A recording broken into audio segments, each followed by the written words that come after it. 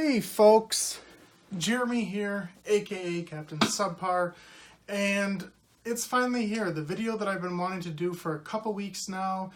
It's just been pretty hectic. I'm back to school again, and boy, I gotta tell you, my age trying to do algebra is not the easiest thing in the world. I'll just say that. Anyway, I don't want to bore you with too much with any of that personal stuff. What I do want to talk about is the 25th anniversary of Power Rangers. I think it's appropriate to do a video about that. You've heard some of my thoughts about all the stuff that's been going on recently in the podcast, No Pink Spandex, but I really wanted to do a video that's just me talking to you and giving you my, I don't know if I want to say uncut, uncensored, whatever, just completely off the top of my head thoughts about everything, and, you know, we'll see where it goes. It's probably going to be a bit of a longer video, so strap it down if you're ready to go for this. Where to start? I want to start with Power Morphicon. Power Morphicon happened about a month ago at the time of this video, and, you know, before we get into the nitty-gritty, I just want to say that I really appreciate the fact that conventions like Power Morphicon and Ranger Stop exist, that these Power Ranger guests are, you know, a more common thing across the country. It feels like it wasn't that long ago, you know, PMC1 was 11 years ago, when it really was the first time anybody outside of, say, a Johnny Young Bosch, who was known for voice acting, you know, characters like that, really did conventions. And, you know, it's much more commonplace now. I think it's fantastic that we do have a convention.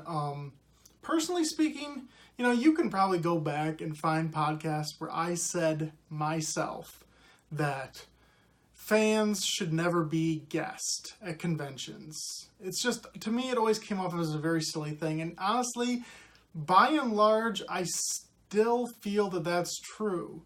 That being said, if you have a fan base, if you have people that want to meet you, like, more power to you. I think it's fantastic. So right off the top, I just want to thank Power Morphicon for inviting me and the rest of the No Pink Spandex crew for actually considering us guests, for once again giving us our own panel. If you attended that panel, I mean, thank you so much. It was a lot of fun to interview Greg again, Bandai Greg as we call him, just about the toy industry as a whole. The fact that we're at this changeover now from Bandai to Hasbro, it's a really interesting time in the fandom. So it was just a lot of fun. I really appreciated it. And if you took the time to come up and talk to me, like, awesome. You know, I've talked to a few of you multiple times now, and it's just really enjoyable to have somebody come up and just want to talk to you. You know, it still feels weird to me because, you know, there are big internet celebrities out there. I'm the furthest thing from that, you know. I mean, a few thousand people like to listen to a podcast. That's awesome. That's all I really care about. And I've always felt, I don't know how much I want to talk about this, but like, I've always had this weird feeling, because amongst the podcasts, you know, I feel like I'm kind of on a bit of an island to a certain extent, because there's really 5 of us that are principals on the podcast. And two of my friends, they're very personable. They're always willing to talk to you, to shake your hand, to have a conversation about anything at the drop of a hat.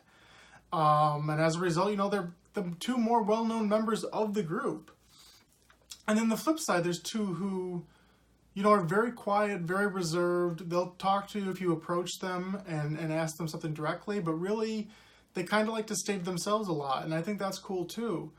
But me, I'm just somewhere in the middle, you know? I'm not the most chatty person in the world. I'm definitely a lot chattier than I used to be when I was younger. I used to be the biggest wallflower. But I think as a result, sometimes I can come off a little standoffish, and I don't mean to be that way. I really don't. And, you know, it definitely leads to me not being as well known as the other 2. But that's just me, and I feel like if you can approach me and have a conversation, like, I'm always all for it. I appreciate anybody who wants to talk to me, and honestly, I'm a lot like you, because I know a lot of you guys aren't very chatty either. So if you can actually, you know, if you talk to me, like, I consider the biggest honor You know, I might not even say it to your face, but I really, really do consider it an amazing thing. If you ever see me at a convention and you want to chat, like, please, I'm always available. It's going to be a little awkward at first because that's just who I am, but I'm there, and I just can't say it enough. You guys are amazing. Any sort of feedback I get, it's what keeps me going. It's what makes me remember that, wow, this little thing that we do is powerful to some folks. And again, we have a panel. James and Lisa were on another panel about the fandom. Like, it's just a fantastic thing. We got interviewed by Shout Factory. Like, and it just felt so amazing. Like, I don't know how many superlatives I have to really describe this, but it was a fantastic thing for me. So again, to Power Morphicon, in that respect, just thank you. The convention itself, I thought it was actually laid out pretty well with the redemption area at the front, the merchandise on the left, and you went to the right, you got all the autographs. They kept JDF in his own section because, let's be honest, he is the big guy that everybody wants, so he does need a bigger area. But where the panel rooms were, I think that worked out pretty well. The prom was surprisingly fun. I was not expecting that. I will give them credit. I thought I was just going to go in for 5 minutes and just have a laugh and then be out of there. But I spent a decent amount of time there, you know. Spent a good hour and a half there. So it was fun in that respect. So props to them. As far as the negatives go, the two negatives that I'm going to talk about are probably the two everybody's heard of. You know exactly what I'm getting at. First one was Friday registration. Power Morphicon does have a history of being a little, I don't know what the right word is for, but there is some disorganization. I've seen it on both sides, you know, as a fan and as somebody who's tried to help out. There's some disorganization. I think the one thing for sure is that they should have mailed out badges early. A lot of conventions do that, especially the more you grow in size.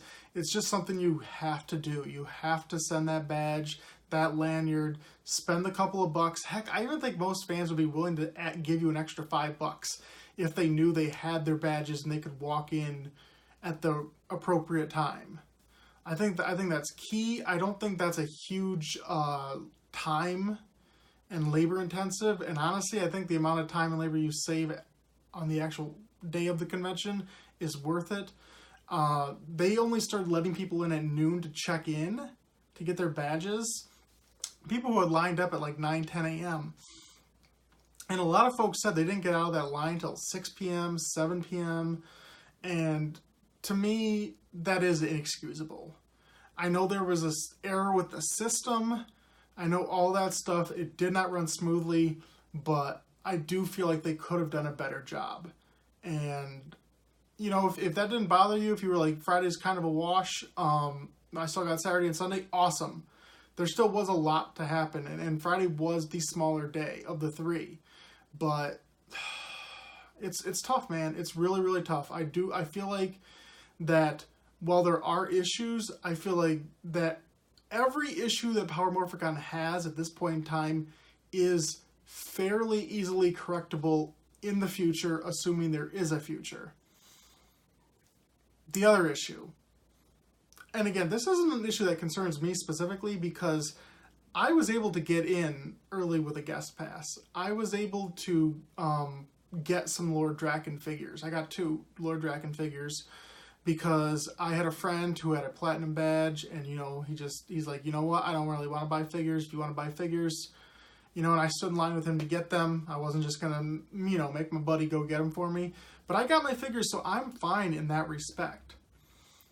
But the problem that stems from this is I do feel like Power Morphicon, first, they did some false advertising. If you look at the website, it does say figures, you know, pre-order figures will be priority, you know, before we start selling any of the extras at the convention. Clearly that was not the case because they didn't have enough figures. And at the convention, and I think this is what really sticks with some fans, is on Sunday they were selling like entire boxes to people. even though they said that, like, based on your badge level, if we had extras, we could sell them, they were selling more than what was the badge level. I don't know whose fault that is. I don't know who said you can do that. I don't know if it was the volunteers themselves, if it came down from Scott. I don't know. I can't throw anybody specifically under the bus, but I do feel like there was a point in time where it was just like the only thing on people's minds was clearing inventory as opposed to making sure that the inventory was going where it needed to go. And then another thing is on the website, it says Draken figures, you know, this is the only place to get Draken figures. They will not be available elsewhere. And yes, I heard the story that Entertainment Earth had the deal with Bandai and they got a certain amount off the top. And if that's the case, fine. But the way you worded on the website made it seem like that was not the case. That they did not get any, that nobody got any ahead of time. So I'm not saying you have to disclose, oh, by the way, some of these figures are going to be available after the convention on Entertainment Earth. You don't have to say that. But at the same time, don't say this is going to be the only place to get them. Calling them a convention exclusive, that's fair, because that's really what they're supposed to be. But saying that they're never going to be available elsewhere when that is not the case, and you know that's not the case, I feel like that's false advertising. Also, the other thing I heard from them was the line that, you know, a non-attending membership, if you purchase one of those, the figures are meant to be enjoyed by the person who ordered it. You're not supposed to group up, you know, and have, like, you know, buy one non-attending membership, have 5 or 6 people buy their figures, and then you divvy them out later. Because I feel like that was an excuse for the whole, we're only going to give one Draken per non-attending membership, which even that they can't fulfill anymore. To me, I don't necessarily buy that concept, because you were offering upwards of 10 Draken figures per non-attending membership based on which level you got. Now, you know, these people involved are collectors, so they do like more than one figure. I like more than one figure. I'm the type of person who I'd buy 2 of something if I feel like it's a really cool exclusive, because I want to keep one in the packaging and I want one to display. It's not even about resale. It's not like being an eBay flipper, which, you know, if that's your business, that's your business. But when you say you can buy 10 figures and then in the next breath say it's only supposed to be enjoyed by one person, I don't know. Because you're basically saying you expect one person to need 10 figures. Like, that's rough for me. So, I don't know how this is going to go. I know that they just yesterday released an email saying that people are going to be able to get a refund, at least a partial refund. I think that is the bare minimum in this case, because you promised everybody who had a non-attending membership at least 2 figures, which is something you cannot deliver. So a refund is one thing, but like, I don't know. And I know they said there was computer system errors, which I 100% believe is true. But at the same time, if you had everything set aside, ready to mail out, even if you didn't have, I know the thrones weren't in yet, which is fine, but everything else, like if you had at least all your figures set aside, being like, okay, maybe we didn't get to send them out before the convention, but at least we have them ready to send out, then you could have avoided this. This wouldn't have been an issue. And I think that's the problem, is that priorities were not set straight. And I don't know what this is going to mean for the convention. You know, I've heard rumblings of people filing lawsuits.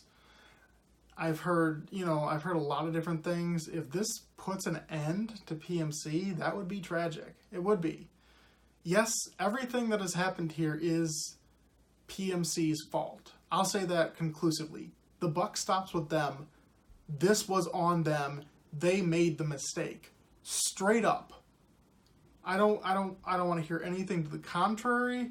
I don't want to hear anybody trying to pass blame. In fact, I don't want to even hear people apologizing for them, because I've always been of the mindset that if you apologize for bad behavior, then all you really are doing is welcoming it happening again.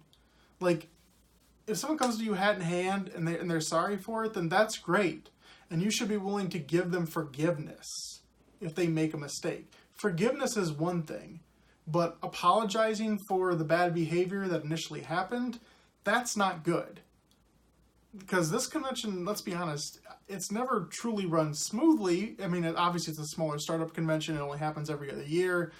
Scott's one guy. I get it. I get the growing pains. But I also feel like you can only make the same mistake so many times, you know? Like, don't invite that mistake. I get that this is the biggest Power Rangers convention. Not the only one anymore, because the Rangers stopped. And fans feel like, you know, this is the best we can get. I feel like Power Rangers and fans in general have always been kind of conditioned to not expect a lot. You know, always kind of felt like they were treated like the dregs of society. Like, why are you an adult? Why are you someone in your 20s or your 30s and you're liking that kids show? And so they don't expect greatness. And I feel like you should expect that. Like, you're a Power Rangers fan. Be fucking proud of the fact that you're a Power Rangers fan. You know what? That show means a lot to you. And it means a lot to me. So be proud. Expect great things. Be it from the show itself, which I'll get to, be it from the convention, whatever. Expect great things. Because you deserve great things. You're paying for great things. And that's all it is. You know, like I said, I don't have a dog in this fight. I want this convention to continue. I want it to be a greater thing. Every single time it happens, I want to see more people there. I want to see more exclusives. I want to see better panels. I want to see everything. I just want, and that's what happens every year. Truly, it is bigger and better every single time it happens. And I want to see it continue to grow. And that's why stuff like this, these self-inflicted wounds, piss me off. Because they don't have to be like that. You have some great people volunteering. Like, honestly, I have a great friend who I know who just works his butt off, works his ass off to make this a great convention. And I just want to see more of that. I just want to see this thing continue to grow. So, you know, that's it for PMC. Again, despite that anger there, like, I really did enjoy myself. I had a great time. And the other thing, quickly, before I get away from it, is I say this every time, and I'm going to say it again, but, like, I'm from Michigan. Going to California for a convention like this, you know, it costs a lot. It takes a lot of time, too. And that's what I always say to people is, like, if you have the time, if you have the money, don't just go for a convention. Don't fly in on Thursday afternoon and then leave Monday morning if you can help it. Like, actually make it a California vacation. See sights. This place is close to Disneyland. Go there. Go do something. The last 2 times, me and my friends, we've actually gone to filming locations from the show on our own dime. We just rented a car and I drove us around and we did awesome, awesome things. And you don't have to do that specifically, but like I would say, like, do not hinge your entire level of enjoyment on the convention alone. Have fun. You can do a lot of cool things on the cheap. It is not that expensive. Like, I rented a car for almost an entire week and split up amongst a bunch of people. The total was like under $250. Splitting that amongst 3 or 4 people, like, you are making out quite well. So just, again, have fun. Enjoy California. Enjoy Power Morphicon. Enjoy everything involved with it, but also be smart about it. You know, maximize your time, maximize your dollar. And the last thing with Power Morphicon, I keep saying the last thing, right? But the last thing is the Power Morphicon Express that is happening in Pasadena, Texas in April of 2019. Very interested about that. Very interested about JDF kind of headlining it, kind of taking over, bringing some guests. I don't know, you know, I'm interested to find out what's the price of this, how many guests, which guests specifically. You know, I'm really interested to see how this whole thing goes down. Part of me wants to go just because I've never been to Texas. I'm not sure, haven't made a final decision on this. But I'm really interested to see what this could do, because fans have always been clamoring for conventions closer to where they live, and I get it. Logistically, it just makes sense to have it in California. That's where a lot of them are based. That's why you can get so many guests, is because so many people are just coming from their home. They're not flying across the country. Not everybody is a New Zealand-based actor. And Texas is a good spot to have it. You know, obviously I'd like to see one in the Midwest, you know, like a Chicago or an Indianapolis. I like to see one on the West Coast. But it's going to be fun to try this out, see how this goes, see if they can expand the brand. You know, at the same time that we're wondering if the brand's going to be, you know, because the whole figure thing, we don't know. So, again, Power Morphicon, just like the franchise itself, is in a bold transitional period. How it transitions, we'll see. But again, that's it for Power Morphicon. That's all I want to talk about. Next up, the television show in general and Dimensions in Danger, the 25th anniversary special. We had a very heated debate about this in the last podcast. I don't know how much of it actually made it in, but the question kind of came up of, so Power Rangers has been under the umbrella of Saban again for what? 1, 2, 3, 4, 5, 6, 7, 8 seasons now. This is 8 seasons back under the Saban umbrella. The last 4 have been under Judd Lynn. And I think it's Judd, Chip, whatever you want to call him. I think it's important to talk about what he said at Power Morphicon, because that's kind of the crux of this whole argument. And I think it really disenfranchised a lot of fans.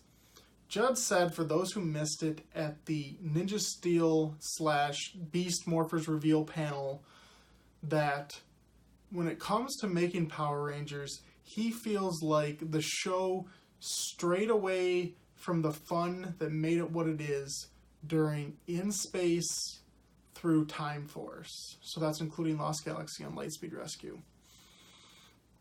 And for me, like a lot of fans, that was very disheartening. Those 4 seasons, I believe, are almost universally at least liked, if not beloved, by the majority of the fandom. Lightspeed Rescue is one of my favorite seasons of all time. Same with In Space. Time Force is really, really fun. I'm not as in love with it as some people, but it's still really fun. Lost Galaxy has its moments. Again, it's not one of my favorites, but it's a lot of people's top, up there near the top.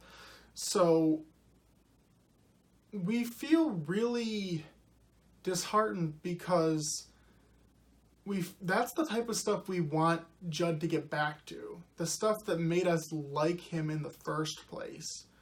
The lack of that stuff is what's made us not like him in the last few years. And it's made us not like Power Rangers in general in the last few years. A lot of us feel like I keep saying us, I'll just say me. But a lot of people feel like Power Rangers has regressed. We've seen a lot of shows in recent years that are still kids shows that have pushed the envelope, have made people ask questions.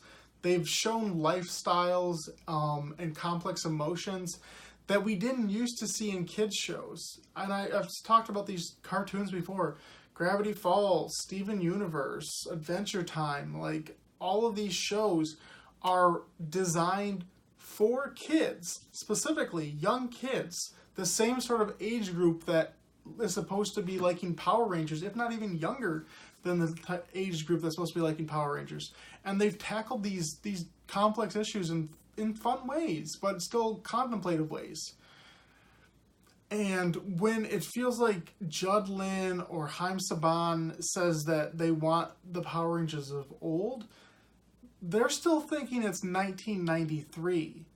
And what we're seeing on TV now is pretty much on par with what you would see in 1993.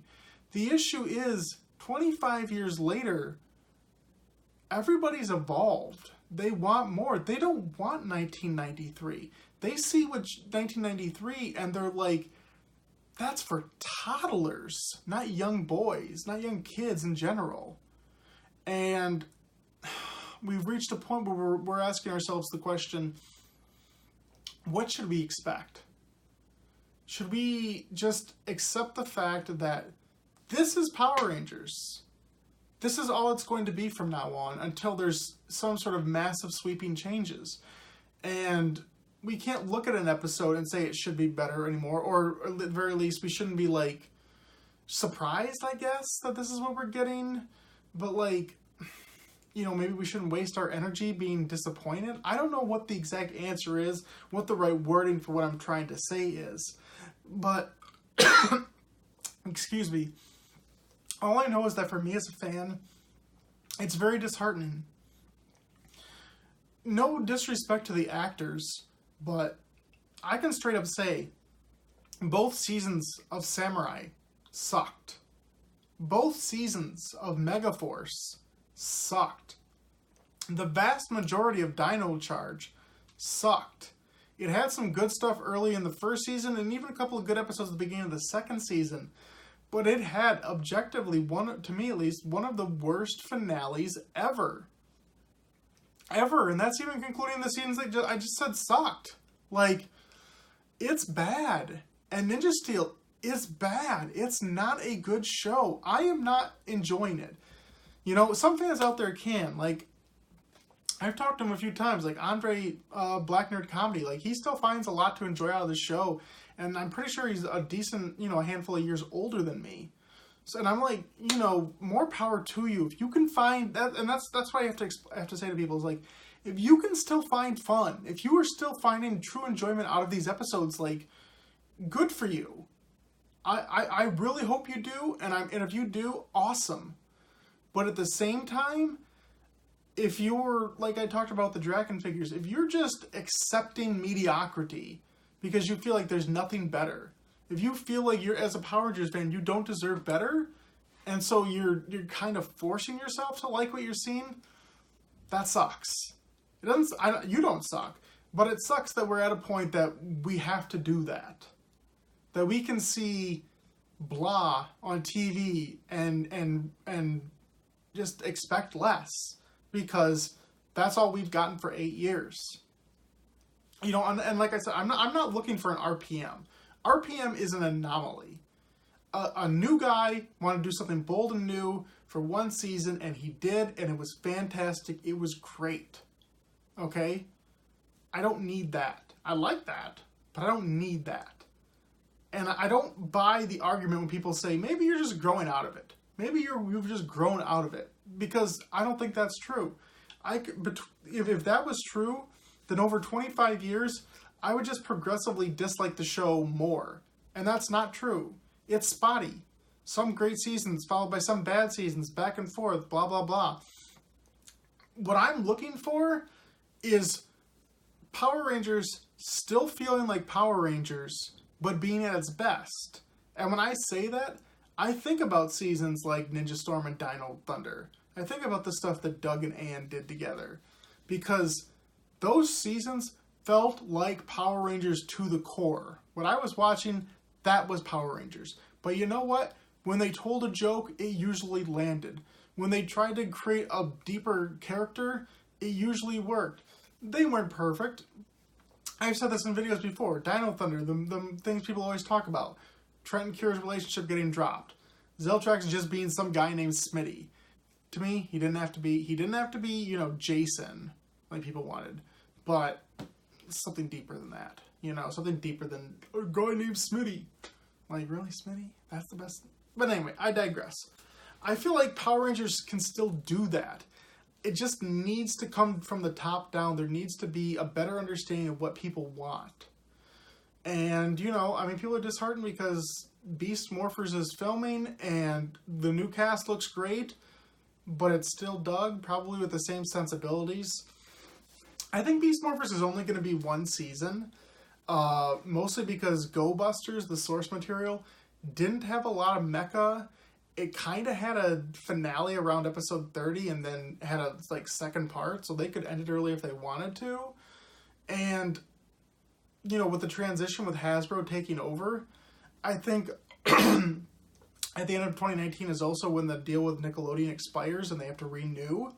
So I think that's kind of like a cutting off point where this next year is going to be Hasbro figuring out what they want to do with the franchise going forward. Personally, I would like to see a lot of changes. Not necessarily, you know, like, I need to get rid of that guy or this guy or blah, blah, blah. But I feel like the show is stuck in a formula. It's stuck in a rut of what it is with these 2 seasons back to back with adding the word super and the same sort of people in charge. I feel like there needs to be some sort of, like, cleansing of the palate, you know? You know, drink some water, so to speak. And, you know, I feel like that's what I like to see. Heck, who knows? What they come up with afterwards could be even worse. I don't feel like it could be, but it could be. And, you know, they just need to sort of, reorient themselves and figure out what they want going forward. Because all I know is, as a fan, this is not what I want. I am not enjoying this. I hate the fact that when I talk about the franchise, the only things I want to talk about are the movie, which is now, a year and a half old, and the comic book, which is great. Both comics are great. I hate the fact that the TV show is the last thing on my mind when it comes to talking about good things with the franchise. And dovetailing off of that, Dimensions in Danger. Again, we've already done a whole review. I'm just going to give a quick synopsis of my issues with it. So when it comes to a team-up of any sort, be it last year's team with the current team, or an all-star team like a Forever Red, or this one, or even, two teams teaming up kind of like the Operation Overdrive, that team-up. Why am I forgetting the name of it? That's weird. Anyway, but the team-ups like that, there's only a couple rules that I think are important to follow. The main rule would be you need to focus on the past Rangers. I get it, you have a new team, you want to talk about them, that's all great. But they were here last week. They're going to be here next week. This is your special, your anniversary special. The bulk of the focus needs to go on the veteran Rangers. That's just a fact of life. Like, that's what people want to see. They want to see, what have these people been doing? What's been going on with them? What makes them specifically cool, and why are they coming back? That's what's important. And with some of the recent interviews that Lisa has done with people that were involved in it, Catherine Sutherland, Wes. Why am I just having these brain farts? But like, what I've noticed from these interviews recently is that, like, it feels like that was not the mandate. The mandate was focused on Ninja Steel, and I'm not down with that. I think that's poor planning. And secondly, part of that as well is, why are these Rangers here? Like, not Legacy Rangers in general. These Rangers. Why is Rocky here? Why is Trent here? What makes them the ones that are here? Like have them say something. Have them do something that makes you say, oh yeah, there he is, still being him after all these years. She's just kicking butt. That sort of stuff.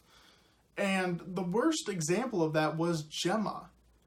Gemma has a very specific speaking pattern and actions that make her uniquely Gemma. And yes, you can say, oh, she's gotten better. She doesn't have as much of her PTSD because she's been with the team and it's been a while. It's been a few years. But like, if you have to explain that away in your head, then the show did something wrong. If you have to make up the answer in your head, the show failed on a fundamental level. Gemma should be talking about a boom. She should be, stuff like that. Every single line of dialogue that came out of every single veteran Ranger, and most of them had one or two lines, good, at least they all got to speak, was a line that anybody could have said.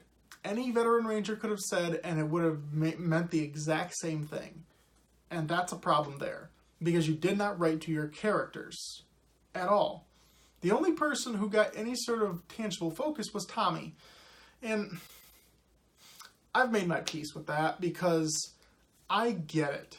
While I have the minority opinion, I understand that everybody loves Tommy. Like, almost universally, his appeal is still out there. But if this is your 25th anniversary, like, the core concept of Power Rangers is that it's a team.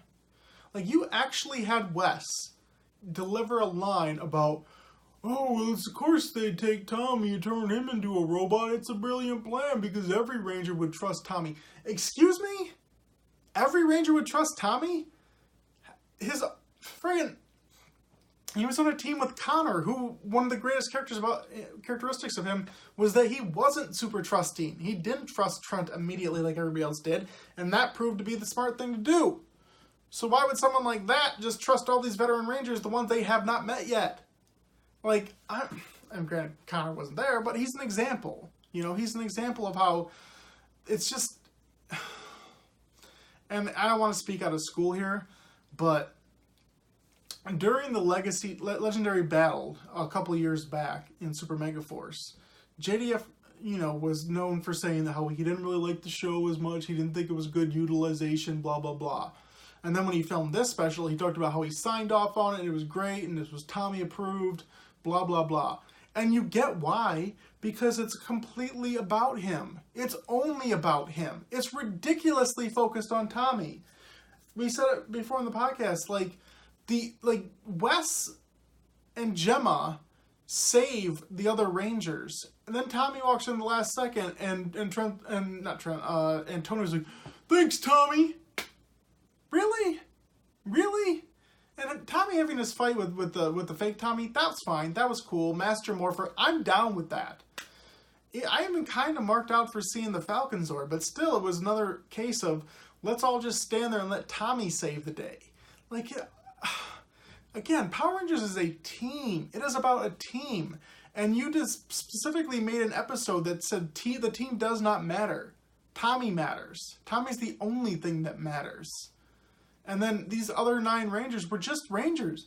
Tommy's friggin' wife. He's married to Catherine. If they didn't hold hands at the last second, you would have never had any belief of that at all. They didn't even interact. I don't know. I feel like if this is what they wanted to do, they could have only used 5 veteran Rangers. They could have found some way to shift the focus. Because say what you will, Forever Red is not the greatest episode in history. Far from it. I think it's overrated.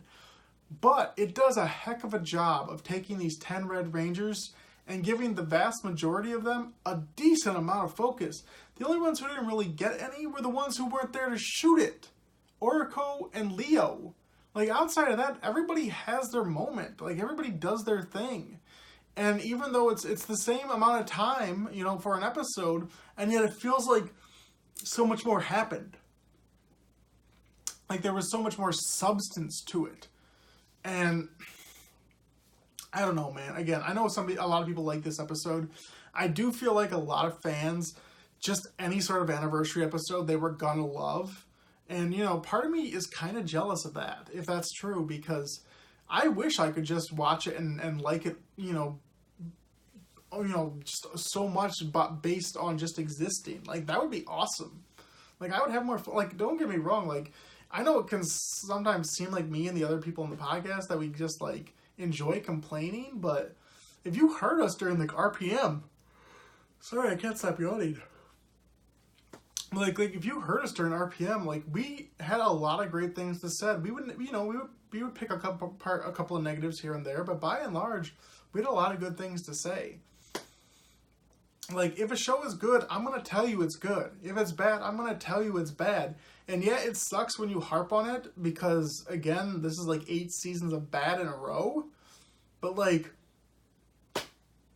I don't know, man. I'm kind of just throwing my arms up in the air about this because Dimensions in Danger was not good. It was not a good team-up. It was not a good general episode, in those terms. It was just bland. All the Sentai footage that you're wasting during a friggin', I don't know. I'm bummed. I'm bummed as a fan. And I don't know. It sucks to say, but we're at a point where, I'm glad Hasbro took over. I don't know what's in store. I just know what I've been getting has not been good. And so I want any change. And that shouldn't be the case. You shouldn't manage this property that you supposedly love because you created it so poorly that fans who have been with you for all 25 years, who've been with it more than you have, because you sold it for a decade, fans that for 25 years, have been with this, are at the point where we're just you're done. You were done before. Disney was the savior. Disney was done. You were the savior. You're done. Hasbro's the savior. The grass is always greener on the other side. But I don't know, man. And maybe it's just Judd. Maybe it's other people that I gotta wrap this video up because I'm yawning too much, but sorry, man. I work 10 hours a day, and then I have class some days after work. It's rough, but we're just at a point where it's like there needs to be change, and I guess that's how I want to end this video. I want to end it on an up note about change, because I've said this before, and I don't want to get too maudlin about it all, but like, this franchise has meant more to me than any entertainment, any pop culture thing in my life. It has brought me so many great friends, so many great memories. I've been blessed on many, many levels because I love Power Rangers. And I've said this before, but like, I was the kid in middle school and high school who still never hid the fact that he liked Power Rangers, who didn't care, and who got picked on as a result of it, who got bullied because of it. And it was rough. It was very, very rough for me.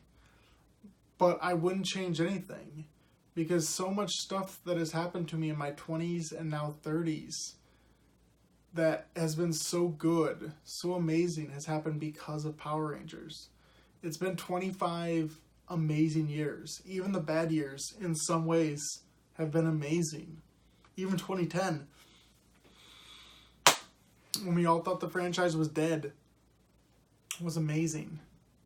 And if I can be sitting here when I'm 59, when this franchise has been going on for 50 years, and still doing what I'm doing, still enjoying it, like, I will be blessed. I will be a blessed human being. And I think that says a lot about the franchise as a whole. I think it's a testament to what it had meant to me as a kid and what it still means today, what it can mean to kids today if it understands how to adapt with the times, what it can still mean forever, for as long as Sentai's been on the air, you know, for 40 plus years already they've done. I think it can mean a lot. I just think the people at the top need to listen to fans. I think everybody needs to put the franchise ahead of their own personal desires. And I think there just needs to be some more listening. And this goes for Power Rangers, for the convention, for the show, for everything involved. I think this show has been at its best when it's listened to the fans. And don't get me wrong, that doesn't mean give the fans free reign. Fans in charge would not necessarily be the greatest thing. But I think listening to them and filtering what they have to say, taking it on board and not taking them for granted is huge. And that's just all I want to see for the future. I want to see this franchise survive. You know, I talk crap sometimes, most of it deserved, but I want to see it survive. It means so damn much to me. Sorry, I've given you some colorful language throughout this, a little here and there, but whatever. You know me. This isn't the podcast. I say what I want. User discretion is advised. But yeah, so that's it, guys. That's all I really wanted to say to you. Just, you know, the good, the bad, and friggin', as they always say, you know, let the power protect you. More phenomenal. Because, like, 25 years is a big accomplishment. And let's never, ever forget that fact. That is a huge, huge deal to last that long. So many franchises haven't lasted a fraction of that. So, you know, more power to you, I guess you'd say. But that's it for me, guys. I appreciate you listening. Really, if you took the time to watch this, listen to this in the background, whatever, you know you mean the world to me. You know, my little 300 plus subscribers. You're friggin' amazing out there. As far as me personally with this channel, I got a Loot Crate Deluxe unboxing, that it arrived today, so I have to do an unboxing pretty soon. Like I said, there's going to be some more Lupin Pat toys coming, so I'll be reviewing those pretty soon. And I like to make more of these, but, you know, I promise these, and they don't always deliver, so we'll see. But yeah, guys, I hope you really enjoyed this video. you know, all the good stuff. The liking, the commenting, the subscribing, the bell ringing, the sharing with your friends and your family. All that good stuff. Keep it up. Until next time. Until the next brain drippings come from me. I am Jeremy, aka Captain Subpar, saying that I am going to be King of the Geeks for 25 years and hopefully longer. See you guys.